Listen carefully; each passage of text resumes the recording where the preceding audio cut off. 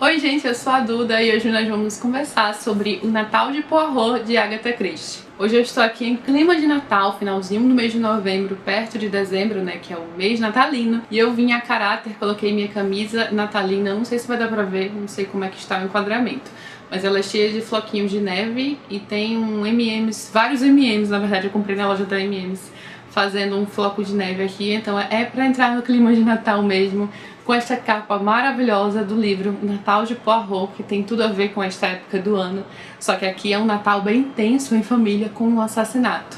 E gente, eu já adianto que esse aqui é um dos meus livros favoritos de Agatha Christie. Eu colocaria num top 5 atualmente, né? Depois, quando finalizar o projeto, eu quero ver como é que vai ficar meu ranking. E é claro que eu compartilho com vocês. Eu pude reafirmar isso agora nessa releitura. Eu já tinha lido este livro, eu não lembrava do final, mas assim, eu adivinhei o final enquanto eu estava lendo. Aí fica a questão se estava no meu subconsciente ou se eu realmente adivinharia nesta segunda leitura. Eu realmente não lembrava dos personagens, mas eu lembrava, por exemplo, de alguns relances assim, como a Pilar, que é aquela que vem do estrangeiro, né, que vem para conhecer a família dela, eu lembrava. Mas eu não lembrava detalhes nem nada. Vamos com calma, né? Eu entrei já no vídeo falando sobre os personagens, porque eu tô empolgada. Nota-se, né? Natal de Poirot. Mas vale avisar, aquele aviso que eu sempre dou e eu não dei neste vídeo, que este vídeo faz parte do projeto Agatha Christie aqui do canal. Se você não conhece o projeto ou perdeu algum vídeo, eu vou deixar a playlist nos cards aqui em cima. O livro do mês de novembro foi o Natal de Poirot, coincidentemente, né, perto do Natal. E este aqui é um livro publicado em 1939. Sim, Segunda Guerra Mundial, já aí dando as caras. E a gente vai ver um pedaço disso na história, pela primeira vez uma menção assim direta do que está acontecendo na Europa, justamente através da personagem Pilar, que vem do estrangeiro, e ela fala sobre as bombas que viu pelo caminho. Ela até conta que o motorista do carro em que ela estava morreu por conta de uma bomba que caiu. Então a gente vê essa menção à Segunda Guerra Mundial dando as caras. Um dos personagens, que é o Stephen Farr, que vai conhecer a Pilar no trem, ele vai perguntar, né, e essa guerra? Uma coisa terrível, muito, muito triste. Tem havido muito estrago, muito prejuízo. Claro, aqui a gente tem um grupo de personagens que ainda estão a parte dessa questão da guerra, assim, eles não estão envolvidos diretamente, nem nada. Então eles estão ali naquela cidadezinha, tranquila, pacata, pequena, e aquela reunião em família, aquela reunião de Natal. Então o que a gente tem aqui é aquela questão toda da época do Natal. Uma família grande, aqui que não se via há muito tempo, e isso acontece bastante, né? Pessoas que estão aí espalhadas pelo mundo ou que tem alguma desavença, que tem alguma discórdia aí rolando e que não costumam se ver. Só que neste Natal específico, o patriarca da família, que é um homem muito difícil, também tem essa espécie de tirania ali, que comanda a todos de acordo com sua vontade, algo que me lembrou muito a questão do livro anterior de Encontro com a Morte, só que no outro caso é uma matriarca, né, uma mulher. Ainda que, comparado àquela personagem, esse personagem não seja de todo assim mal e ruim. Ele tem muitos defeitos, ele não é uma pessoa nada legal, mas assim, é mostrado também que ele dá aquela liberdade aos filhos, eles podem fazer o que quiserem, né, não é como aquela outra louca que prendia a todos.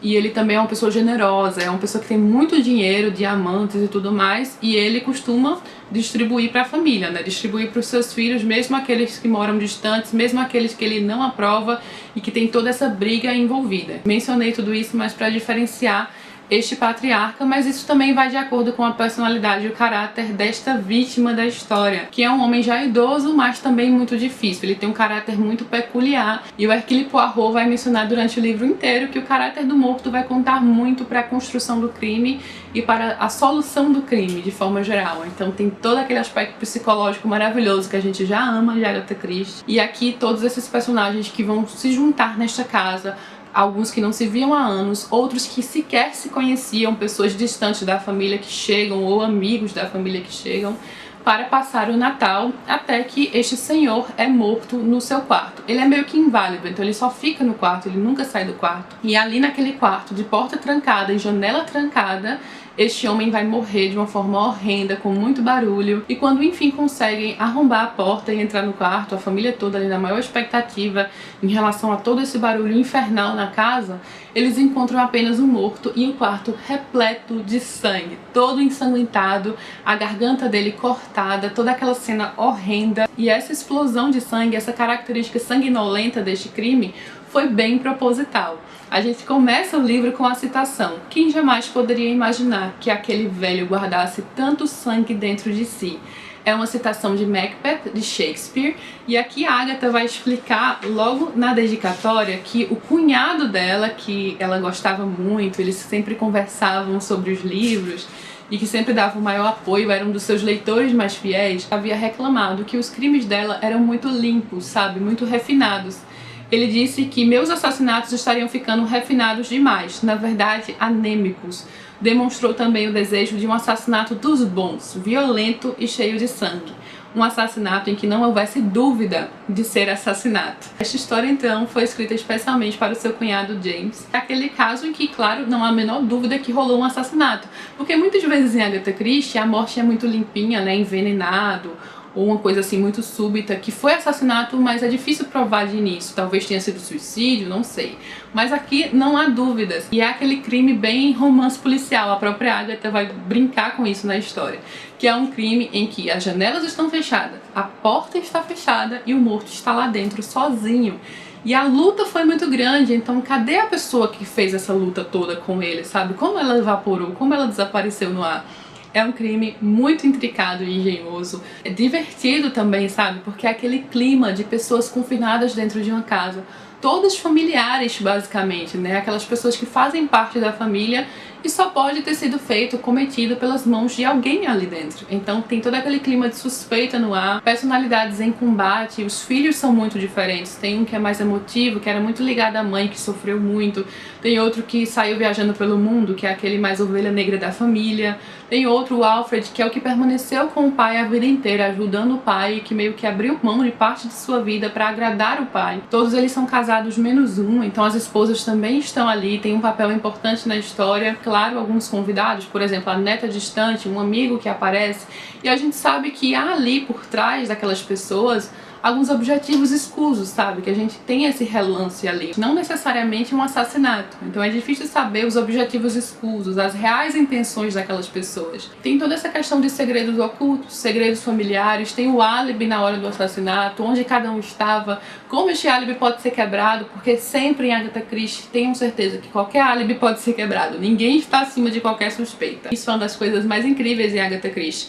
E eu não estou me referindo a este livro, gente, não é spoiler. Eu tô falando assim de uma forma geral mesmo. Sempre que eu começo a ler Agatha Christie, que algumas pessoas são retiradas ali de suspeitas por um álibi ou outro, eu nunca retiro completamente, porque sempre a Agatha vai conseguir mostrar como aquela pessoa pode ter cometido um crime.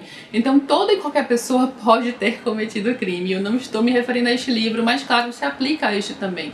As suspeitas são muitas, muito rancor, muita raiva ali no âmago da família, e pessoas que realmente teriam aí um interesse direto na morte do patriarca, né? E todos eles ficariam muito ricos também. E a própria personalidade do morto, do assassinado, que brigou com todos, gostava de fazê-lo sofrer, assim, com algumas palavras duras. Aí tem toda essa questão psicológica rolando aqui. O Poirot vai falar justamente que nessas reuniões familiares obrigatórias, assim, no Natal, quando todos se reúnem por um senso de obrigação familiar, muitas vezes a cena é montada, são condições artificiais, montadas por conta da civilidade que precisa existir, aquela trégua natalina momentânea que pode forçar algumas pessoas a se portarem de determinada forma mesmo quando não querem. Ele fala que o resultado de uma pessoa fingir-se mais amável, com maior capacidade de perdoar, de espírito mais elevado do que realmente possui, provoca mais cedo ou mais tarde um comportamento mais hostil, mais impiedoso, mais desagradável do que o momento exige. Depois, em outro momento, ele vai dizer: condições artificiais provocam reações naturais. Esse é um dos livros de Agatha Christie que tem esse clima montado que mais me agrada. É aquela história típica dela, assim, pelo qual ela ficou tão conhecida, que é um crime familiar, que acontece a portas fechadas, dentro de uma família, sabe, com muita suspeita, vários álibis, vários possíveis motivos para o crime e vários possíveis suspeitos. Um grande mistério em relação a como o crime foi cometido, a explicar como tudo se deu, sabe, as pontas soltas ali, aquelas questões que não estão exatamente se encaixando. Então é o típico quebra-cabeça super engenhoso de Agatha Christie. Aqui ela estava bem afiada em relação à solução do crime, é uma das que eu mais gosto. que nessa segunda releitura eu adivinhei, mas claro, podia estar ali no meu subconsciente. Mas ela sim dá pistas aqui e ali do possível motivo para o crime. Ela fala muito sobre a psicologia familiar, sobre o que os membros da família têm em comum, o que eles não têm em comum.